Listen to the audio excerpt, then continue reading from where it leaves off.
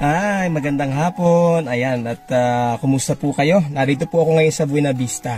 At ako medyo nagugutom na. Ako, idadalhin ko kayo sa isang masarap na kainan na parang yung tawag dito, nasa nature ka. Parang nasa bukid ka, pero ang sasarap ng pagkain. Hamos na, samahan nyo ako at tayo idmadayo ng kain dini sa bayan po ng Buena Vista. Madamos na at kita ay makain muna. Ayan. So, syempre, ay sakay po ako ng aming napakagandang service. Ng Dream Table Travel and Tours. Ang Dream Table Travel and Tours po ay isa po sa nag-offer ng van services dito sa ating lalawigan. Kaya kung gusto po ninyo na maikot ang ating lalawigan, makainan ang masasarap na pagkain o kainan dito sa ating lalawigan, samahan nyo po kami. At kami po ay mag-tour sa inyo. So, nandito po ako ngayon sa Green Crib. Ayan. So, nasaan nga ba ang Green Crib? Ayan, samahan niyo po ako at ibibigay ko po sa inyo ang detalye ng masasarap na mga pagkain dito sa Green Crib fast food. Ano bang tawag natin dito? Dito sa bayan po ng Buena Vista. Ay, siya nga pala. Ang Green Crib po ay matatagpuan nga pala dini sa Cornelio sa Diwa Street sa bayan po ng Buena Vista, at ito pinamamahalaan ng napakagaling nilang may-ari at chef na si Clay D. Sosa.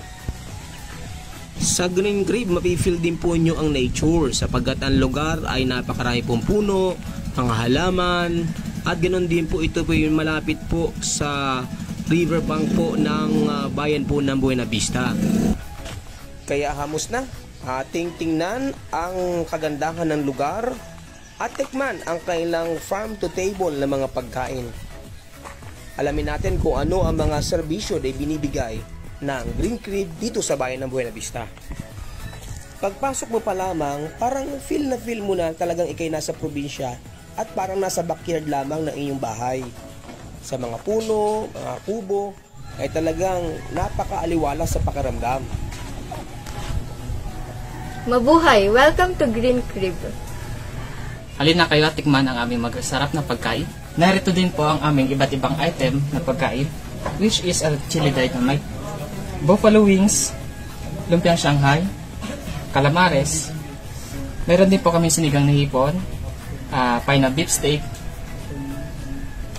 itong aming pakbet po, buttered shrimp, at native tinolang manok. Meron din po kaming crispy pata. At syempre hindi po mawawala dito ang fried chicken. Tsaka po ang chop suey, steamed vegetable, at ang paborito mga pagkain ng Pinoy, which is sisig a la carte. Syempre hindi mawawala ang aming bestseller na snack, which is a homemade patty burger po ng Green Crib. Huwag nyo rin palalagpasin ang farm to table ng aming Green Crib, which is pakbet, adobong manok, steamed vegetable. Habang naghihintay po kayo ng pagkain, pwede po kayo mamili ng kubo, which is good for 5 to 8 persons. Pwede nyo pong libangin ang inyong sarili gamit po ang duyan na yan, dalawa. At kung gusto nyo naman po ng meeting place, meron po kaming treehouse dito po. Meron din po kaming ubasan at gulayan, pero sa ngayon ay kakaani pa lang. So, kung gusto nyo pong matikman, may panahon naman po na magbunga po ito, at sa pamamagitan po ng pick and pay ay pwede nyo pong matikman ng aming ubas.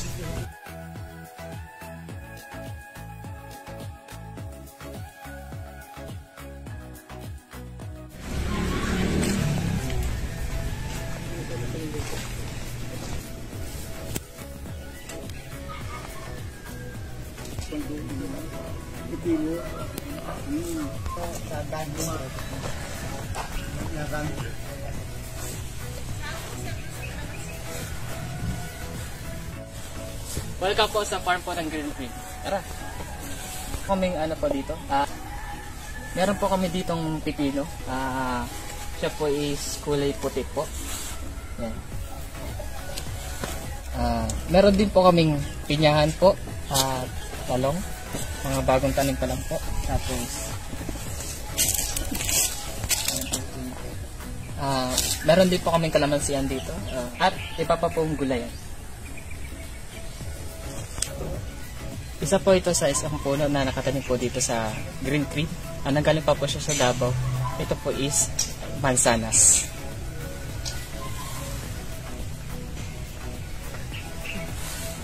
Yan naman sir, sa pagitan ay mulberry.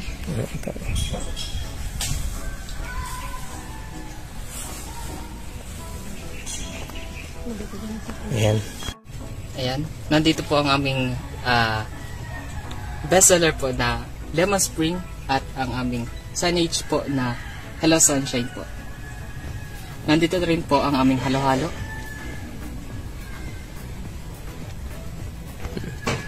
Ang laman po ng aming halo-halo is kamote, banana, gulaman,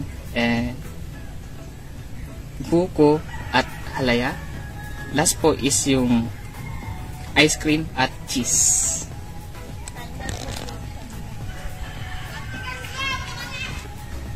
Ang aming Hello Sunshine po is made of tanla juice. One. At ito naman po ang aming bestseller na Lemon Spring Chicken po with turmeric rice.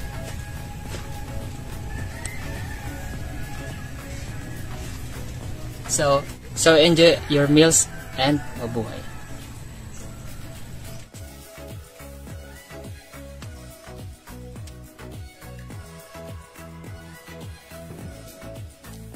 At narito nga po tayo sa Green Crib, nakapasyal tayo at pinakita sa atin yung masasarap na pagkain. So, let's eat! Tikman na natin at namnamin ang napakasarap na pagkain dito sa Green Crib sa bayan ng Buena Vista. O, diba? So, ayan, at tikman na natin itong ipinagmamalaking pagkain na inihanda sa atin dito sa Green Crib. So, napakaganda ng preparation at isa-isa natin siguro i-comment kung ano yung lasa nitong masarap na pagkain dito sa Green Creek. So, ito yung kailang, ang tawag dito ma'am? Lemon Spring and turmeric rice. And turmeric. Ang lemon spring ay itong Chicken. So, itong turmeric rice, dahil ang Marinduque po isa po sa pinakamalaking supplier po ng turmeric sa ating bansa, titikman natin kung ano yung lasa.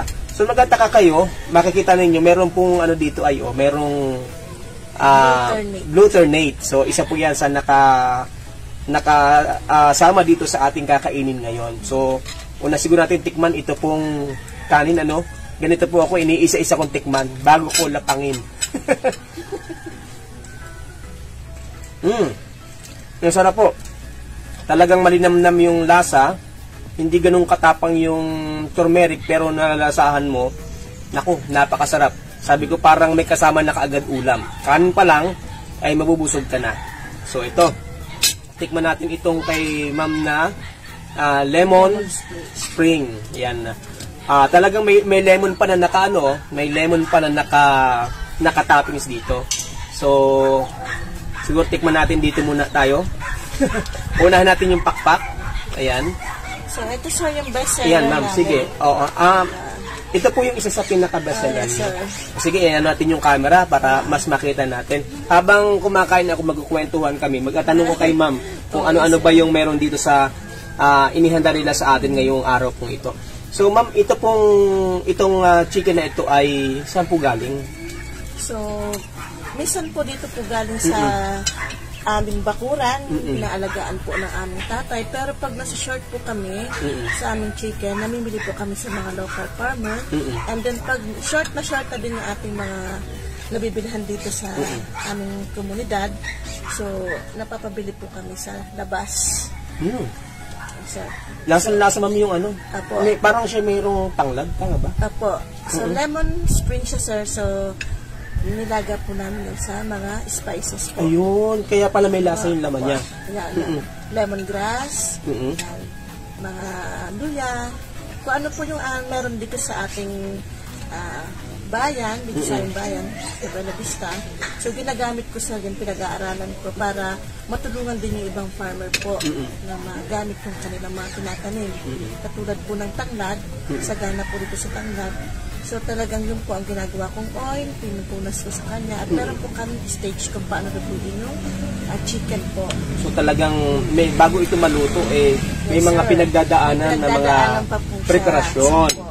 Kaya pala, ayan, para po sa kabatiran ng ating mga kaubayan, ito pong mga pagkain po sa Green Crib ay farm to table po ang approach po nila. Ibig sabihin po, lahat ng inihahanda po nila, karamihan ng inihahanda nila ay galing po dito sa ating local farm. Ano po, bukod po dito, meron po silang sariling farm at yung iba po, sabi nga ni ma'am, ay galing sa mga local farmer natin. So gaya po nito, itong chicken natin ay dito po galing. Opo.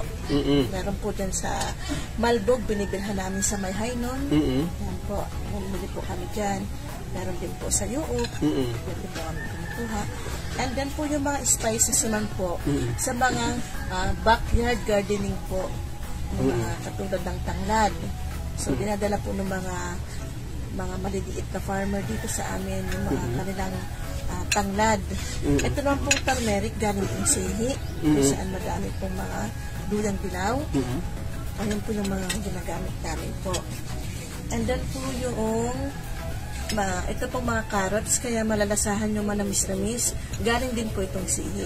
So, yung mga maliliit pong carrots. So, ibig sabihin, talagang itong nakahain sa akin ngayon, talagang local produce. Yes po. Oo, kasi sabi mo nga, yung carrots, doon sa mga nagtatanong, ano po bang kaibahan ng local carrots natin doon sa mga imported na carrots? Okay, sir.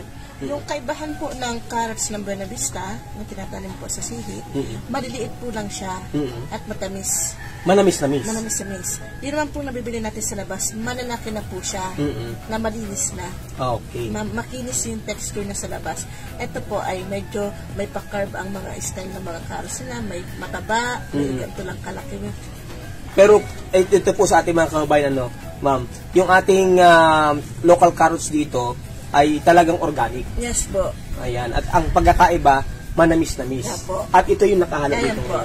So yun, napakagandang nito, na talagang ang Green Crib po ay sumusuporta sa ating mga local farmers. So ibig sabihin, lahat na matitikman natin dito ay talagang local produce. Ayan, matitikman parang authentic na pagkain Marinduqueño. Ayan. So, bukod po dito, ma'am, merong nakahanda kayong inumin. Ano pa ito na inumin ito? Ito, sir, ang brewed tanglad na ginawa kong iced tea. Made of honey din po siya, ang tanglad and citrus po, kalamansi. Ayan. So, kung wala kaming kalamansi, yung kalamandarin, yung medyo malaki sa kalamansi. O, yung kalamandarin. Apo. Yung hindi nakakalam na kalamandarin, para siyang dalanghita na mas makapal ang balat. Yes po. Oo. So, marami po tayo nito ngayon dito sa Buena Vista. Sa Buena Vista. So, nabibili lang namin siya ng mura dahil lahat ng mga bahay po yung mga tanim-tanim. Dito nadala po nila dito yung sa binibili namin per kilo. At yun din po yung tulong namin sa kanila. So, lahat ng mga produkto ay dinadala dito ng ating mga local farmers. So, ayan. At doon sa ating mga kabayan, napakagandang mapakinggan ito, na narito tayo ngayon sa isang kainan na kung saan ay sumusuporta sa ating mga local farmers. So, lalo na po kayo, suportahan natin ito dahil kung sila po sinusuportahan yung ating mga local farmers, suportahan din natin na tikman ito at puntahan itong kailang kainan. So, meron pa tayo, bago tayo magtanong pa ng ibang bagay, ito, parang sabi ko nga, nung una pumupunta kami dito ay buko lang inyong offer nila. Pero ngayon, parang may kakaiba na sa buko ninyo. So, ito sir, dahil mayaman din tayo sa buko. Oo. Paano? So, meron po mga gumagawa na ating kababayan dito sa Buena Vista na masarap na ube. Which is sihi din po. So, gusto kong ilagay ang kanyang ube dito sa aming buko. At ito din po ay bestseller ngayon sa amin. Itong buko na nila. Kakaiba po ang aming buko kasi yan po din yung aming ginagamit dito po na mga ingredients ay galing din po sa mga farmer katulad ng kamote, saba, ayan po. Tsaka po may mga mais din po dyan na galing din po dito sa atin. So itong kailang, kung ako po ay tatanungin nyo, ito may kapareho sa isang probinsya na dinadayo. Actually, yun yung kinikwento ko kanina kay ma'am na dinadayo ko doon sa isang sikat na kainan sa Iloilo.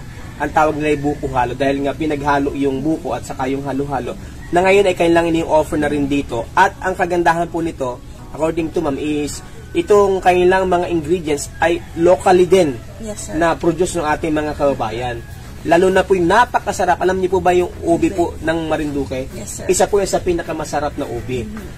Hindi po yung ubi na food color lang. Talagang ubing-ubi po yan. Oo. At ang ginawa po nila, talagang yung buko na kinayod po, ay siya pong nilagay nila, kasama po yung iba pa mga ingredients na isang halo-halo, nilagay ng yelo at ng gatas, so lalo pong naging malinamnam. Pinagmix yung lasa po ng buko at saka po ng halo-halo.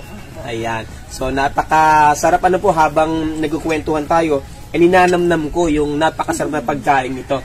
Ito po isa sa bestseller na kung gusto nyo matikman, hamos na. Para nila kamo sa Green Crib para matikman nyo ang kailang bestseller na mga pagkain, authentic po na talagang produce po sa Marinduque. Ayun, sir. Nag-start ang Green Crib dahil din sa profession ko na ako ay nakapagtapos ng culinary arts.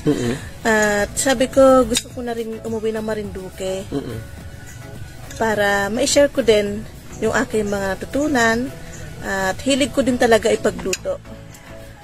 So, nag-start ako ng pandemic 2019. Doon muna kami sa loob ng bahay naggawa, nagluto, and then deliver lang yung ginagawa namin nung una. And then, hanggang sa naglagay muna kami ng isang kubo at saka isang maliit na luto ang kawayan. So, hindi ko namamalayan. Dinadayo na din pala kami ng ating mga kababayan dito. So, pagdating naman sa pagkain, pinag-aralan ko yung mga pagkain ng bayan namin. Katulad yan, yung mga tanim ng tatay ko, mga napoproduce niya. Nilagyan ko lang siya ng twist na parang kakaiba sa panlasa ng mga kababayan natin, sir. Yan, katulad ng lemon spring. So, hindi lang ako basta naglaga ng manok. Kumbaga, paano ko ba ilalagay yung isa pang spices dito? Paano ko paghahaluin yung mga duyan dilaw na nakikita ko dito sa aming bayan? So, masusing pag-aaral pa, sir. Ganon din sa mga juice. Gusto ko din kakaiba, hindi lang yung mga powder lang yung ginagamit. Marami naman tayo ditong mga tanglad. So, ginawa kong juicer. Yan. Katulad din ng mga buko, halo-halo. Yan. So, hanggang ngayon, sir, patuloy pa rin akong nag-aaral para sa ibang mga pagkain. Para may pakilala ko pa yung ating pagkain Marinduqueño na sa kakaibang twist naman, sir. Yun. Ako po si Chris, ang chef at owner ng Green Crib. Tara po at tikman ninyo ang aming mga pagkain. Iduduyan ko po kayo sa sarap.